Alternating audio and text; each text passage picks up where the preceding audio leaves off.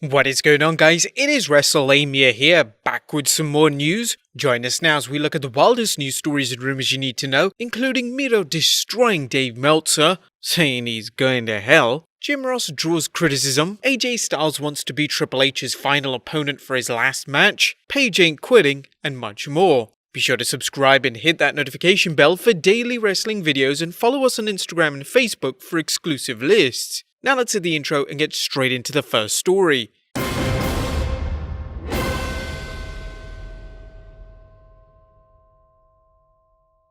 Our first story looks at Miro destroying Dave Meltzer.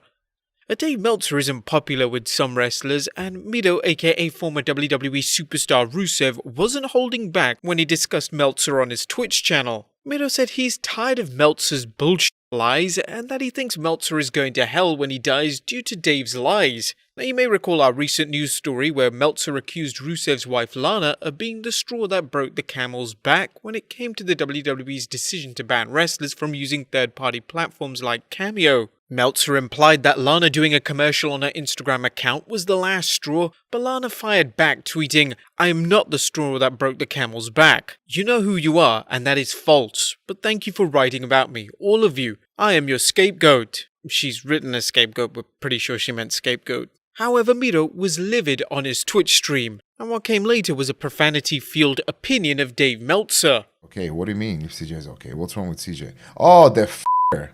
The mother f***er. What's his freaking face? Meltzer. Once again, putting out bullshit out there. And I'm f***ing tired of this f***ing guy. Like, honestly, man. Like, get the F out of here.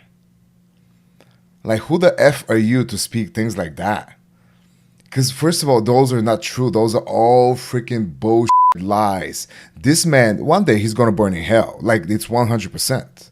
Like, and it's okay. Like, hey, go Meltzer, go ahead, collect everybody's money. Collect their $10, $20, whatever the hell you are. Collect all their money. But let me tell you, once you die, most likely you're going to go to hell. Because of all your lies that you've managed to say every single day about pretty much everybody. Meltzer continues to be a lightning rod of controversy for some wrestlers and even some fans, but you can be sure he's not going to stop doing what he does. He's been doing it for the last 30-odd years. Next up, a Matt Hardy update. Now there's great news concerning the condition of Matt Hardy, who took a sick bump at All Out. The fans were understandably concerned when Matt took a header onto the concrete, falling off a forklift, totally clearing the table. While the match was suspended so a doctor could examine him, there were questions whether the match should have continued. AEW President Tony Khan tweeted an update on 6 September saying, "An update on Matt Hardy, it's great news. Matt's okay, we sent him to the hospital as a precaution and he's passed the MRI and CT scans. He doesn't have a concussion and he's being driven home now. Matt will be at Dynamite on Wednesday night to thank you amazing fans for your support." However, Matt's wife Rebby tweeted, "They needed additional imaging done after his CT. He's still in hospital. 1000% concussion. Anyone with eyes could have told you that." Now we'll continue to follow this story. If it turns out that Matt was concussed, it could be a black eye for AEW in terms of how it treats its performers.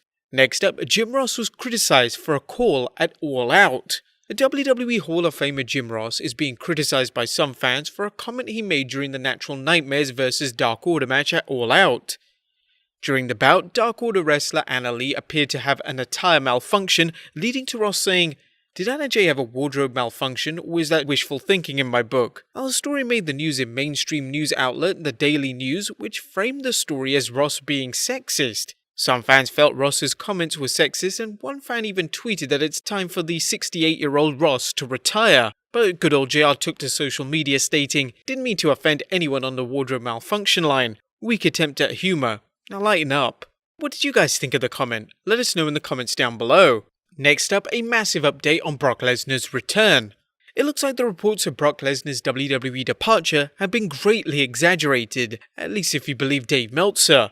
During the Wrestling Observer newsletter, Meltzer mused, "It was said that for Lesnar, like Tyson Fury who issued a challenge to Drew McIntyre this past week for a match, that it's at this point Saudi Arabia and WrestleMania as the only shows that make sense right now, and the belief right now is Saudi Arabia won't happen this year." Lesnar's name had been talked about in WWE in reference to a Drew McIntyre rematch for this coming WrestleMania, but that was if McIntyre was to retain the title, which has also been considered to go to Randy Orton, who in theory would be earmarked for Edge and not Lesnar, but nothing in that direction is close to being decided. Now, we don't think Lesnar will leave the WWE to wrestle elsewhere, but a big money deal to fight John Jones or a similar marquee opponent in the UFC can't be ruled out. Next up, WWE superstars pushing back on third-party ban. While the WWE has ordered its wrestlers to cease any deals with third parties such as Cameo and Twitch, it appears some wrestlers are pushing back. According to a report from Fightful, thus far based on the wrestlers that we've spoken to, none plan on ceasing their Cameo or streaming setups. Two specifically noted that if WWE wants them to, they'll need their contracts renegotiated to compensate the limitations and changes. Our wrestlers have until 2nd October to cease their third-party deals, and while wrestlers are talking tough right now, we'll see what happens on 3rd October. One wrestler who's pushing back is Paige, as according to PW Insider, wrestlers and WWE personalities such as Paige are also working in other ways to skirt the third-party ban. In the wake of that announcement to the talents on Thursday, several including Paige and Mia Yim have changed their official names on Twitter and Twitch. We are told that other talents will also be changing their usernames on those platforms to remove any direct reference to WWE or their WWE character names, with the belief that once they do that, they have satisfied WWE's requirements. Now, it seems that Paige has already done that, as her official Twitch channel called Official Paige WWE no longer exists. She's now created a new one called Soraya Official, using her real name. It's obvious that wrestlers are determined to keep their income streams coming in from sites like Twitch and Cameo, especially when the pandemic has cut back on wrestlers' income from live events. Next up, WWE has been heavily criticized for its independent contractor status. 2020 Democratic presidential candidate Andrew Yang isn't backing down on his criticism of the WWE labeling its wrestlers as independent contractors. During an appearance on CNN, Yang stated, "I'll do whatever Joe and Kamala help us to get to the next age in our country's history. I think the post you're talking about was my categorizing the misclassification of professional wrestlers as independent contractors, which is completely ridiculous. Given that WWE controls their name and likeness for years and controls their activities in many ways, anything that Joe and Kamala have for me that they think will help move the country forward, I would love to help."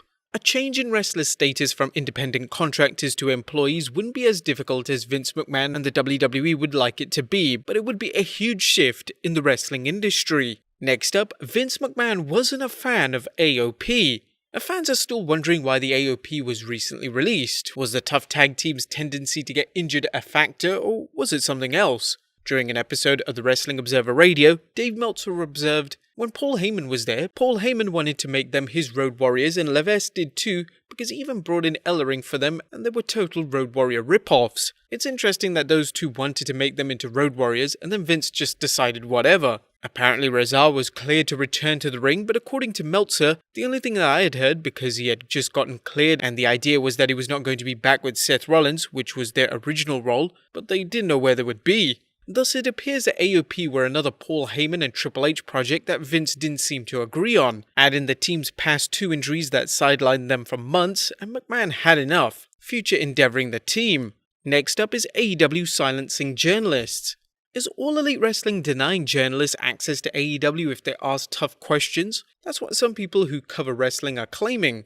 Emily Pratt tweeted, "By the way these press conference webinars work is that you raise your hand to ask a question by clicking a button, then you get put into a queue with all the people with questions, then when you reach the front of the line and get called on, you get unmuted. So if anyone wanted to ask Tony, why are you guys cool with Justin Roberts? Or why did you guys let JR talk about women like that all the time? Maybe they were just in the question line at the end of the call and did not have time." Bleacher Report editor and author Jay Snowden added, "They're actively removing access from people who are asking any challenging questions to them.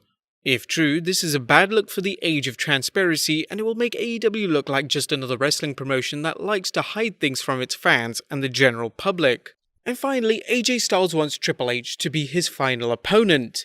Last but not least, AJ Styles had the opportunity to be The Undertaker's last opponent, and if the Phenomenal One has his way, he'd like to be Triple H's final opponent before the game retires. Speaking on his Twitch stream, Styles revealed, "Should I throw it out there and send it out there that I'd be his last match? I would love to do that. I'll let him know that I'd do that with him. Him and I have been in the same ring together, but we were on the same team. It was when we were in Japan. It was basically the OC and Triple H.